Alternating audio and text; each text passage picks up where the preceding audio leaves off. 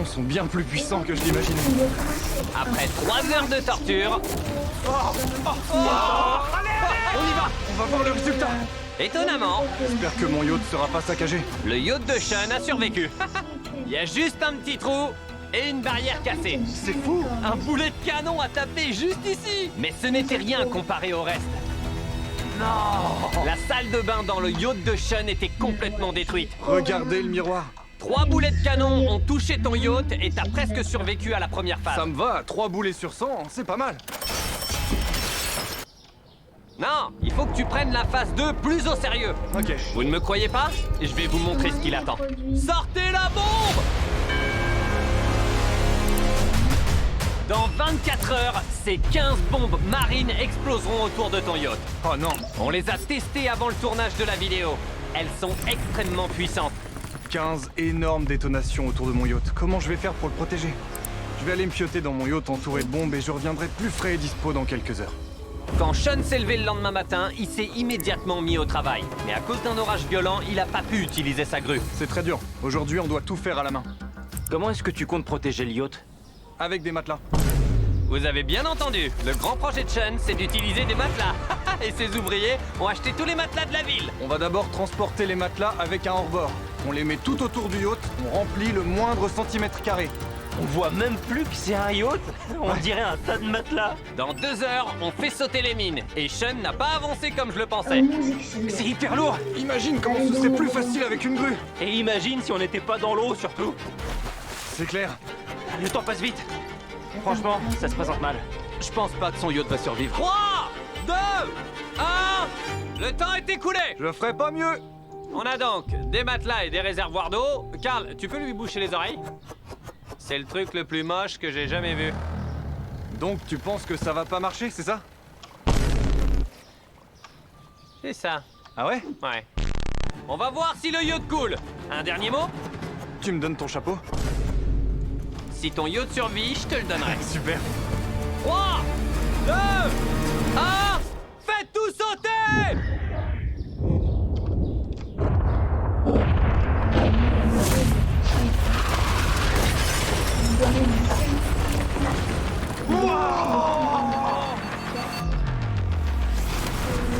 Oh mon Dieu! C'est impossible que ça ait fait aucun dégât. C'est fini. Allez, on va voir ce que ça a donné! Mon yacht! Ça a l'air d'aller. Il est toujours entier! T'as réussi! Ça a juste brûlé les matelas. C'est ça. Je sais pas trop quoi dire. On dirait bien que ces matelas étaient vraiment un moyen de défense très efficace contre les mines. Devant vous se trouve la phase 3. Cette attaque comporte 3 niveaux différents. On va d'abord lancer 1 million de feux d'artifice directement sur le yacht. Le deuxième niveau consiste en un déluge de flèches enflammées. Et enfin, des catapultes lanceront des boules de feu mortelles depuis le ciel. Les stratégies de construction de Sean devenaient assez efficaces. Il déléguait à son équipe. C'est parti, on va mettre ces conteneurs en place pour la phase 3. Ensuite, il a pris un repos bien mérité pendant qu'il travaillait. Maintenant, place aux feux d'artifice et aux flèches enflammées. C'est quoi ton plan? Mon plan est de construire un mur géant avec des conteneurs maritimes et qu'il soit suffisamment haut pour empêcher les feux d'artifice et tous les débris enflammés envoyés par les catapultes d'atteindre le yacht. C'est tellement chelou comme plan. Tout est trop chelou. Aujourd'hui, c'est mon jour. Je le sens. Je suis très... Je me sens hyper confiant. D'accord. Par rapport à la phase 2, c'est de la folie. Tu es passé au niveau supérieur. Ouais, mec. T'es passé d'un truc ridicule qui a laissé passer plusieurs boulets à ce système qui, je pense, pourrait fonctionner. On va examiner ses défenses. C'est le mauvais moment pour vous dire que j'ai le vertige. Il s'agit d'un énorme mur de 12 mètres de haut. Quand on actionnera les catapultes, les boules de feu passeront au-dessus des conteneurs de transport et toucheront son yacht. Enfin, j'espère, non? Non, tu vas rater ton coup. Hé, Chandler! Prépare ta catapulte avec des boules géantes enflammées! Compris. Prêt? Vise! Tire! C'est pas mal. En plein dans le mille! Ouais. Ton bateau va couler. Ça, je crois pas. Bon, pourquoi t'as l'air si confiant? Il te reste 30 secondes pour finir ta construction et tu fais rien. On est prêt. Tout est protégé, le mur est construit et tout est mouillé. On attend quand même 20 secondes. Non, on peut y aller. C'est parti, on lance le chrono. La phase 3 va bientôt commencer. Catapulte! flèches enflammées et 1 million de feux d'artifice. Voyons si ce yacht va prendre feu. Préparez les feux d'artifice. Un dernier mot? Bonne chance. Tirez les feux d'artifice! Wow! Oh mon Dieu! On dirait que c'est faux, c'est dingue! C'est un truc de fou, mon Dieu! Comment c'est possible? C'est dingue! Pendant que ces jolis feux d'artifice explosent, je vais vous parler de Bloons Tower Defense 6. Bloons Tower Defense est un jeu auquel je joue depuis mon adolescence. Oh mon Dieu! C'est trop génial! Je rigole pas! Je jouais carrément à ce jeu en cours d'anglais quand j'avais 15 ans. Mec, je vois de la fumée sur le yacht! Et le jeu fait son grand retour avec son 6e volet Bloons Tower Defense 6. Oh mon Dieu! Comment c'est possible? Si vous n'avez jamais joué à Bloons Tower Defense, en gros, vous devez vous défendre contre des ballons en plaçant des tours de singe et des héros sur la carte. Faut qu'on fasse un truc là! T'es pas sérieux? C'est en train de toucher son yacht? Oh ouais, ça touche le toit de son yacht! Ce feu d'artifice vient de frapper son yacht! Lancez les flèches! C'est maintenant l'heure des 1000 flèches enflammées!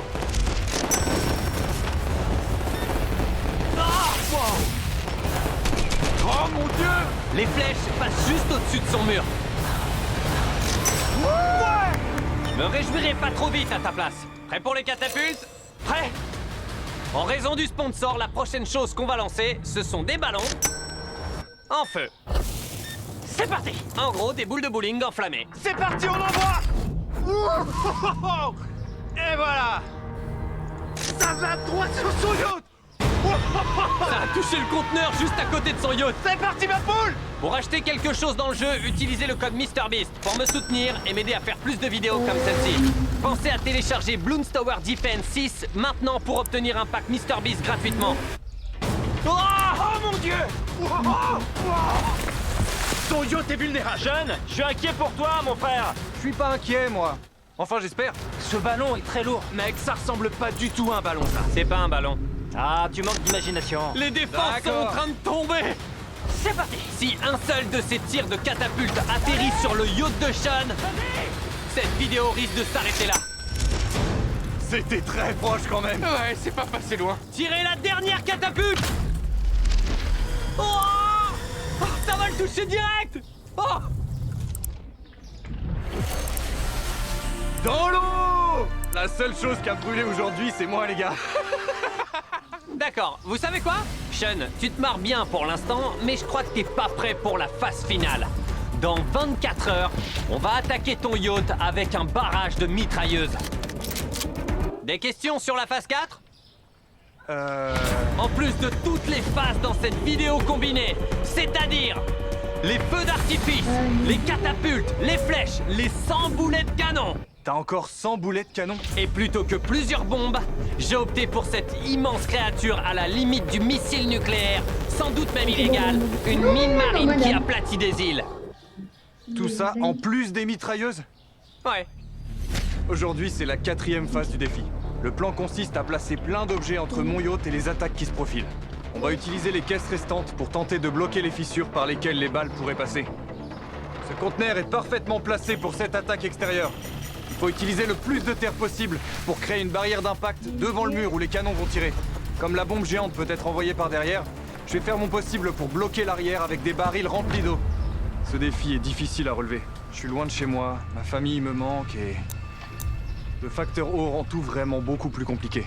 On peut pas simplement marcher jusqu'au bateau et y déposer des choses. C'est pas évident. Cette bombe me rend très nerveux. Il a installé plusieurs couches de boucliers métalliques pour les mitrailleuses, une montagne de sable et un tas d'autres choses pour arrêter les canons. Il dispose encore de son grand mur contre les projectiles et de ses matelas imbibés d'eau. 5, 4, 3, 2, 1... Tout le monde s'arrête! Le temps est écoulé! J'ai l'impression que c'est un cauchemar. Non, c'est la réalité. Même si ma mission est de détruire ton yacht, j'espère sincèrement que tu vas gagner. Depuis que je suis petit, je rêve d'un bateau comme celui-ci. Il faut que je réussisse cette dernière phase. Quand on y pense, il y a 100 heures, il n'y avait qu'un bateau. Maintenant, il y a tout ça. Je sais pas comment t'as fait. T'es stressé? Non, non. Ça n'a absolument aucun sens. Cette phase finale pourrait bien être ton pire cauchemar. Préparez vos armes! En plus de toutes ces mitrailleuses, il y a 100 canons, une mine géante, soit l'équivalent des 15 mines qu'il y avait plus tôt, tous les feux d'artifice, les flèches et les catapultes réunies dans une seule et même phase finale. Attends. Feu!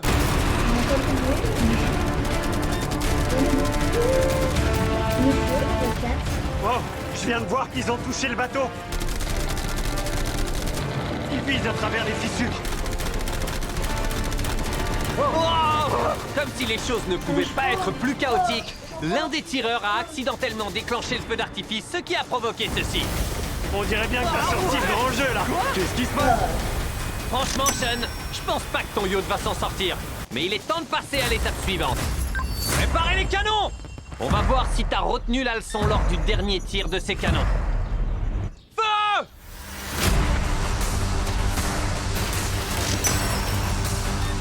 Il y a de Ça la a casse. touché, ouais. Je suis vraiment inquiet maintenant. Bien qu'un des boulets ait touché son yacht, les caisses et le monticule de terre ont pu freiner le reste de l'impact.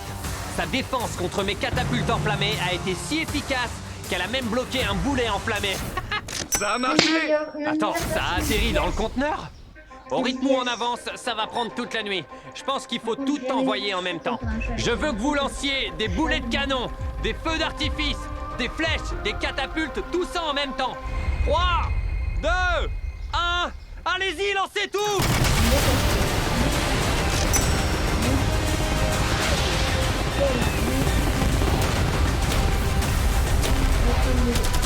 Regardez la quantité de fumée, on dirait la Troisième Guerre mondiale. Ça va durer encore longtemps ton petit jeu, Jimmy? T'inquiète. Une torture! Mais non, on voit rien, il y a beaucoup trop de fumée. Pendant qu'on regarde le yacht de Sean couler, on va déguster du chocolat. Tirez les canons! Sean, jusqu'à présent, on a lancé presque toutes les attaques possibles sur ton yacht. Mais comme dans toutes les vidéos YouTube que j'ai faites, on garde le meilleur pour la fin. Ou dans ton cas, le pire pour la fin. On a pris les 14 bombes marines du début de cette vidéo, on les a combinées en une méga bombe marine et elle est actuellement sur un bateau télécommandé qui se dirige tout droit sur ton yacht pour le faire exploser. Cette explosion va être gigantesque. Très bien, elle s'approche. Oh mon Dieu! Elle s'approche.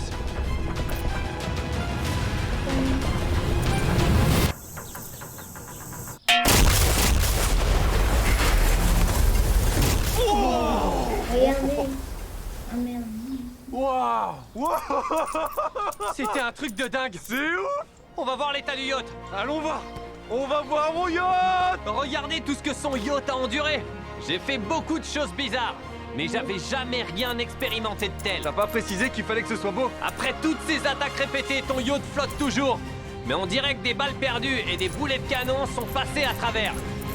Ouais. Donc, les gars, faites passer. Voici 50 000 $ pour que tu puisses faire réparer ce yacht.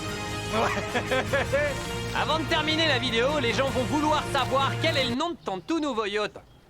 Il s'appelle... Oh, et si jamais vous vous posez la question, oui, on a nettoyé le lac après le tournage de cette vidéo. Je vous en supplie, abonnez-vous pour qu'on dépasse T-Series. Le volet, on dit pickpocket. Ok, bon, on va y aller.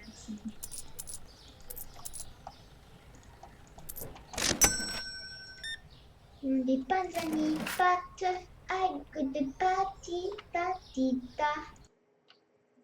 This is a t-shirt cannon. And this is a cannon that just happens to shoot a t-shirt. Ouais! C'est aller plus loin que ce que je croyais. Pour comprendre comment je me suis retrouvé ici, mais aussi ici, et savoir qui est ce gamin, on doit retourner quelques mois en arrière, quand un ami m'a lancé un défi un peu spécial. Explique-moi ce que tu voudrais que je fasse. Mon rêve, ce serait d'avoir le canon à t-shirt le plus puissant du monde. Un canon à t-shirt capable de donner la mort. Ce n'était pas une requête complètement injustifiée, vu qu'il devait présenter un match à son nom et qu'il ne voulait pas décevoir ses fans. Quant à moi, je ne voulais pas décevoir mon pote. Donc j'ai réfléchi et je me suis dit que la stratégie la plus rapide et efficace serait de réutiliser un vieux canon. Mais avant, il fallait que je réponde à une question clé. C'est puissant comment? Un vrai canon? On va très vite le savoir. Voici 170 grammes de poudre qu'on va placer derrière un t-shirt et insérer dans un canon de la guerre de sécession. C'est beau la science. Pendant qu'on se prépare, voici un petit rappel sur le fonctionnement d'un canon. Pour le charger, il suffit d'y insérer de la poudre juste avant un boulet. Ensuite, on met le feu à la poudre qui se change en gaz et s'étend rapidement. Ce gaz se sent très vite à l'étroit dans le tout petit espace qui lui est réservé et ne demande qu'à s'échapper. Et comme les parois du canon sont très résistantes, la meilleure option c'est de passer par le tube. Vu que le boulet bloque la voie, il se retrouve projeté hors du canon, entraîné par le gaz qui s'en échappe. Ils m'ont dit de garder la bouche ouverte et je ne sais pas pourquoi. Feu! Oh! Oh! Excellent. Je suis pas sûr que Jimmy Kimmel va me laisser faire ça dans un stade. Je vais changer de stratégie. De toute évidence, un vrai canon serait trop puissant pour nous. Mais pour savoir à quel point, j'ai dégainé mon instrument de mesure le plus fiable. Le pastécomètre. Explosons tout ça.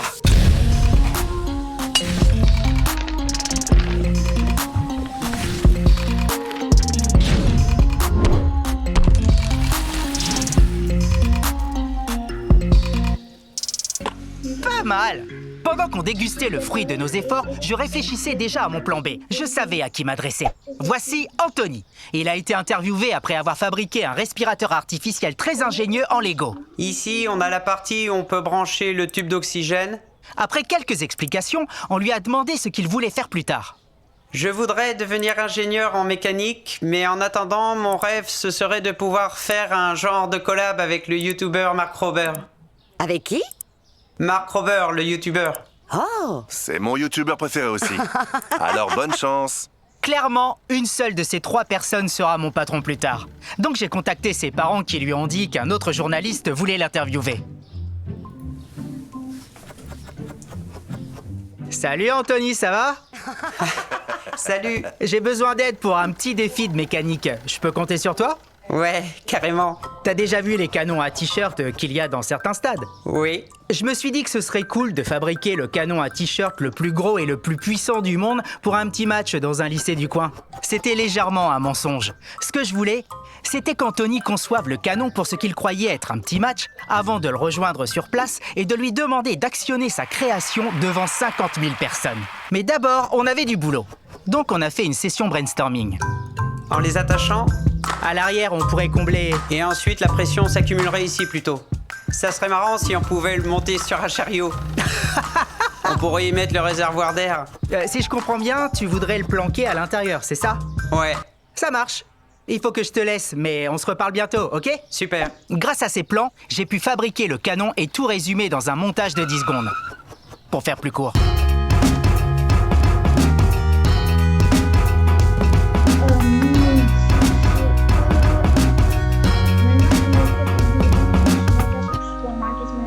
Il est temps de charger mon boulet qui est constitué d'environ 1,5 kg de chiffon. On va voir ce que ça donne. C'est notre tout premier test. Allez, comme on manquait un peu de place, on ne l'a testé qu'à 1/3 de sa puissance maximale. Monsieur, 3, 2, 1... Oh, ah oh non, je crois qu'on a touché l'âne. Et bien sûr, c'est à moi qu'on a demandé d'aller récupérer ce truc. Non, calme-toi. Voilà. Heureusement, ni moi ni l'âne n'avons été blessés. Mais on a compris qu'il valait mieux trouver un endroit plus vaste pour nos tests. T'as pas intérêt à me doubler. Monsieur, vous voulez que je calcule le prix, ça vous... Avant de continuer, je tiens juste à préciser que le défi qu'on s'est lancé est loin d'être simple. Parce que le stade où aura lieu le match est absolument immense. L'idée, c'est que Guillermo, l'acolyte de Jimmy, sera en haut des gradins, pendant qu'Anthony, Jimmy et moi, on sera en bas pour actionner le canon. Ce sera un tir de précision. Et comme on connaît les mesures horizontales et verticales précises du gradin, on a pu placer un drone pile au bon endroit dans le ciel pour obtenir une belle cible d'entraînement. Vu d'ici, ça a l'air hyper loin. Je n'ai jamais construit un truc capable de tirer aussi loin. 3, 2, 1... Feu!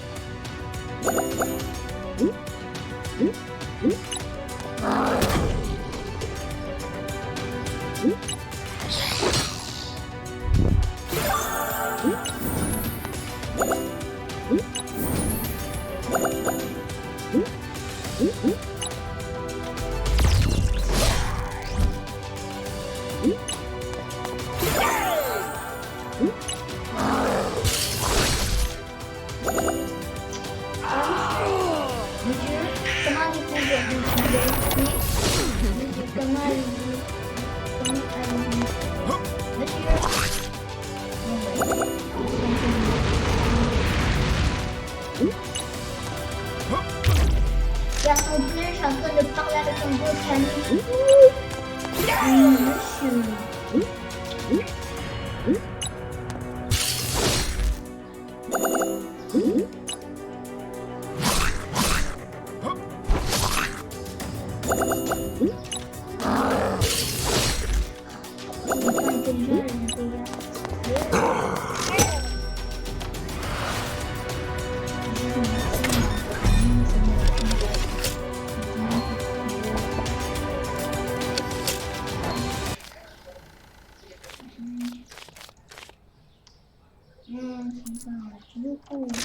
Très cool.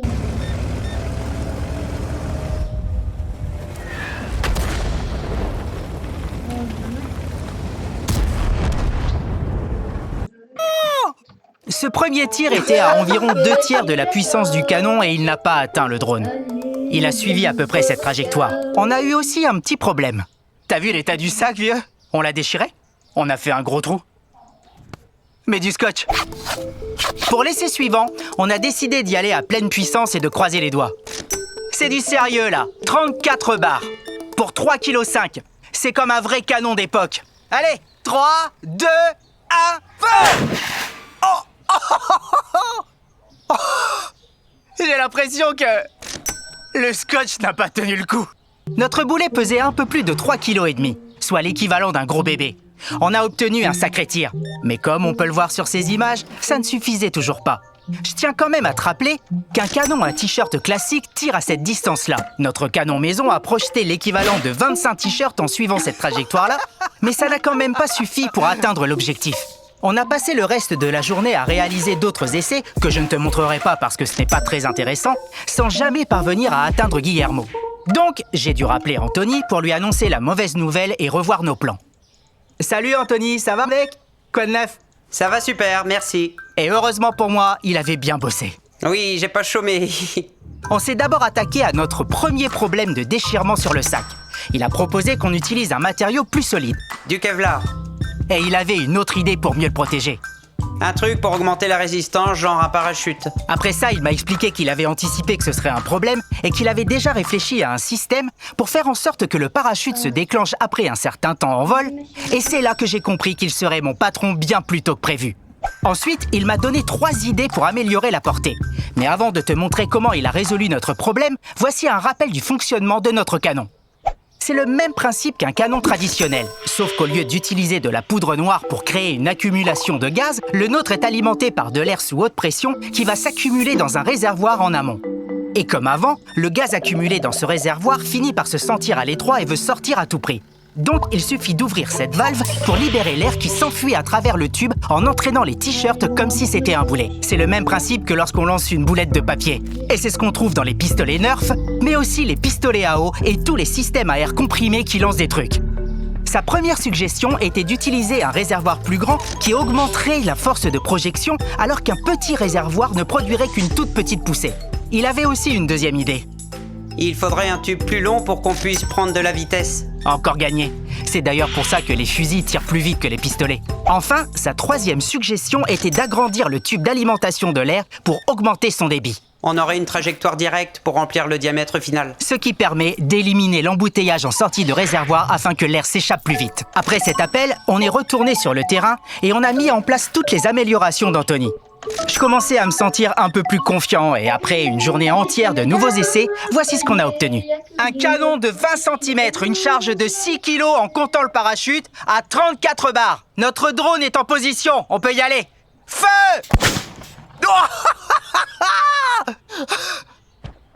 Le petit parachute! Ah, c'est la grosse Bertha!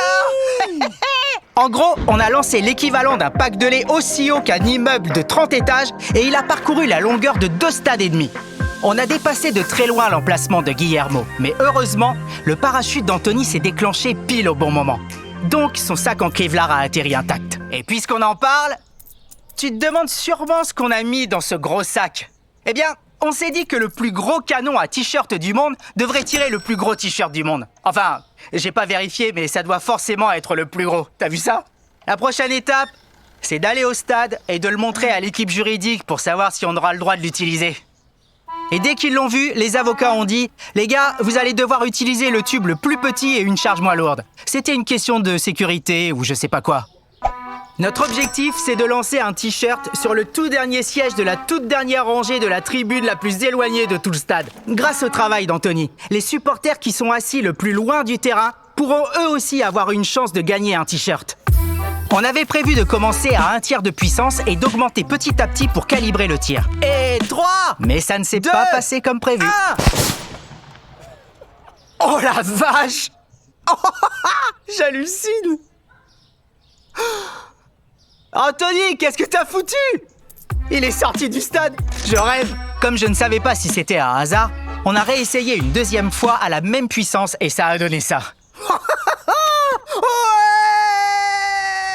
Une magnifique réception. Il a rebondi sur le toit! Après ça, on a décidé que ce serait plus prudent de régler la puissance de feu à 25%, ce qui m'a un peu blasé, parce que d'après nos essais précédents, si on avait pu le tirer à pleine puissance vers le haut, on aurait carrément pu atteindre le parking depuis l'autre bout du stade. Mais bon, les avocats... Je suis prêt! Donc voici notre 3e et dernier tir avec une puissance légèrement réduite.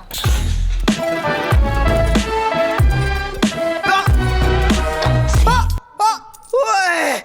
Il a atterri en plein sur le dernier siège de la dernière rangée de la plus haute tribune de tout le stade. Cet essai nous a permis de remplir notre objectif initial au centimètre près. Je peux te dire que ça m'a retiré un poids. Parce qu'on a utilisé le modèle d'Anthony jusqu'au bout et aussi parce que je me souviens de mes débuts en tant qu'ingénieur et je voulais vraiment que ce soit une réussite pour lui.